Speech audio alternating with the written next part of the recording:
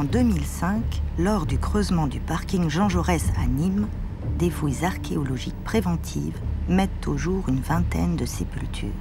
Parmi ces 20 sépultures, il y en avait 3 qui étaient un peu particulières par rapport aux autres.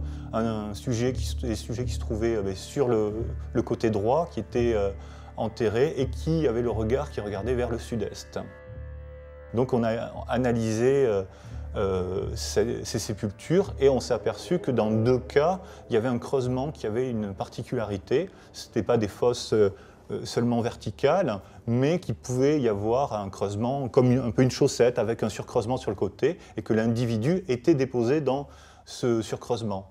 Ce type de tombe, on peut le retrouver par exemple dans des cimetières musulmans médiévaux en Espagne ou dans le Maghreb ou voire au Moyen-Orient. Donc c'était un argument supplémentaire qui pouvait peut-être aller dans le sens de pratiques musulmanes. On a fait des datations sur au moins 2 de ces sépultures, des datations AMS, radiocarbone, et on a vraiment été étonné par les datations puisqu'elles plaçaient ces sépultures entre le 7e et le début du 9e siècle. Donc là, il y avait des choses assez intéressantes et ça pouvait permettre de se poser des questions sur l'identité de ces sujets.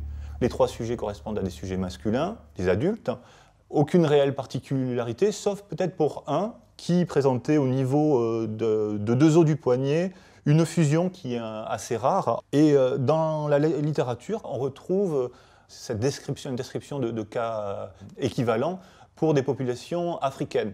Donc on s'est intéressé, on a fait un prélèvement au niveau des dents des 3 sujets, des 3 squelettes, et Marie-France de Guilloux a analysé l'ADN ancien de ces 3 squelettes.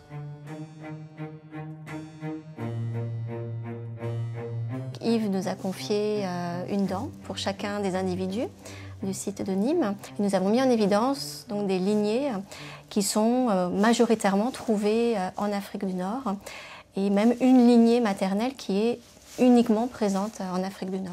Ces 3 inhumations, elles pourraient correspondre aux incursions sarrasines qui se passent durant le 8e siècle, puisqu'on sait qu'à Nîmes, dans certains textes, indiquent qu'autour de 719, 720 et après 725, on a des arrivées de Sarrasins dans la ville de Nîmes et qui resteraient entre 40 et 50 ans dans la ville. En effet, au début du 8e siècle, la conquête musulmane de l'Espagne se poursuit sur le territoire qui deviendra la France.